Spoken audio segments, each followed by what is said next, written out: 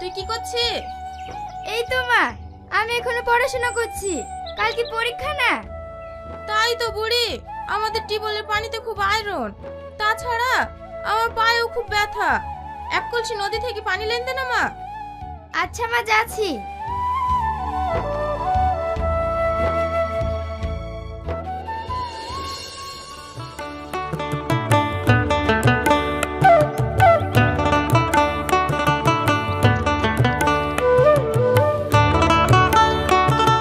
কিরে সেলিম, চণ্ডীদাসের মতন তো সিপ ফেলে বসে আছি। মাছ পালি না শুধু শুধু বসে আছি? এই তো প্রথম টুকা হইলো। তোর সাথে আমার কথা বলার টাইম নাই। কালকে আমার পরীক্ষা, এখন আমাকে পড়তে হবে। কি বললি? কাল পরীক্ষা নাকি? কেন তুমি জানো না কাল কি পরীক্ষা?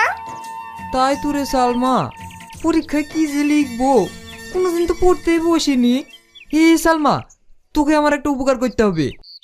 কি উপকার? পরীক্ষার সময় কিন্তু আমি তোর পাশে বসবো। তুই যা লিখবি আমায় কিন্তু দেখাইতে হবে। দেখাতে আমি পারি, কিন্তু একটা শর্ত আছে।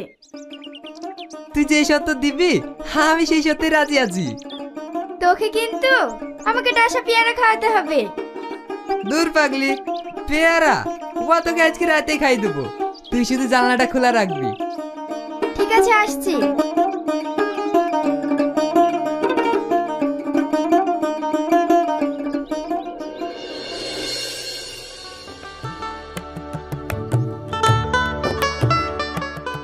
হে সালমা, পানি আনতে গেছিলি?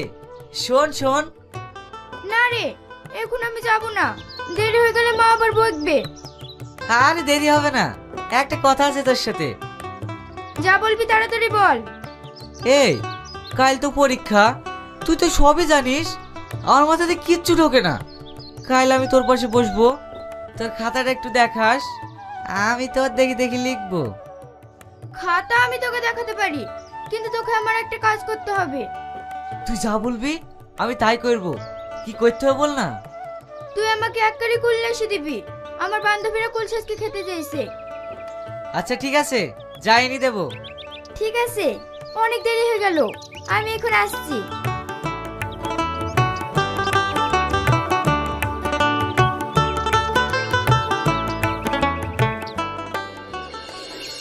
পরীক্ষার এই ফলটা যদি হতো গাছের ফল, করতে হতো না আমাদের কোনো গাড়া কল।